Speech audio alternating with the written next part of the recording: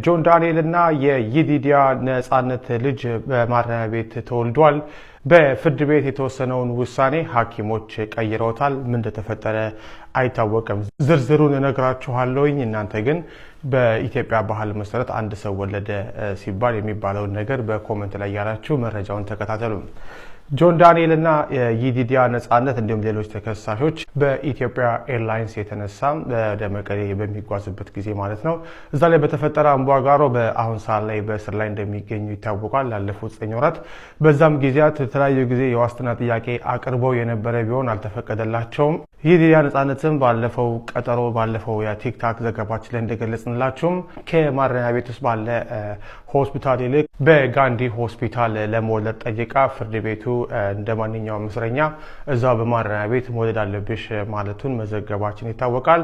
ሆኖም ግን በዛሬው ዕለት የደረሰን መረጃ እንደሚያመለክተው የጆን ዳንኤል እና የይዲዲያ ነጻነት ልጅ ተወልዷል። የተወለደውም ወንድ ልጅ መሆኑን የቤተሰብ ምንጮች ነግረውናል።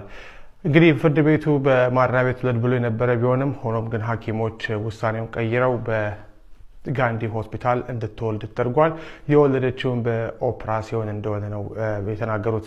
አብሯት የታሰሩ ታራሚዎች እንደተናገሩት ከሆነ ምን እንደተፈጠረ አይታወቅም። ሆኖም ግን ሐኪሞቹ ሪፈር ጽፈው ከማረሚያ ቤቱ ይልቅ በጋንዲ እንድትወልድ ተደርጓል በሪፈር ምክንያት።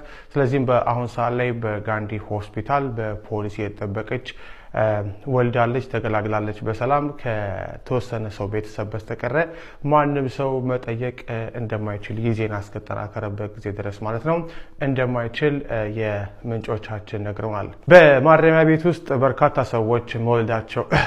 በርካታ ሴቶች በታሰሩበት ወቅት እዛው ማረሚያ ቤት ውስጥ መውለዳቸው የሚታወቅ ነው። ከነዚህ መካከል የታዋቂው ፖለቲከኛ እስክንድር ነጋም ባለቤት ጋዜጠኛ ሰርካለም ፋሲል በምርጫ 97 ወቅት በታሰረችበት ጊዜ በእስር ቤት መውለዷ የሚታወቅ ነው። ሌሎችም ባለሀብቶች እንደዚሁም የተለያዩ ፖለቲከኞችና በተለያየ ጉዳዮች የታሰሩ ሰዎች እዛው መውለዳቸው የሚታወቅ ነው።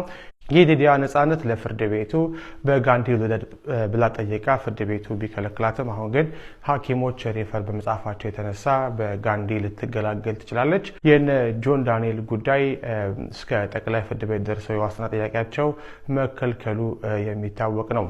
እነ ጆን ዳንኤል ሚያዝያ 7 ቀን 2017 ዓ.ም የመከላከያ ምስክሮቻቸው ማሰማት መጀመራቸውን መዘገባችን ይታወቃል። ያለ ሁኔታ እየተከታተልን ዘግብላችኋለን። ለይዲዲያ ነጻነት በኮሜንት ላይ በኢትዮጵያ ባህል መሰረት የሚባለው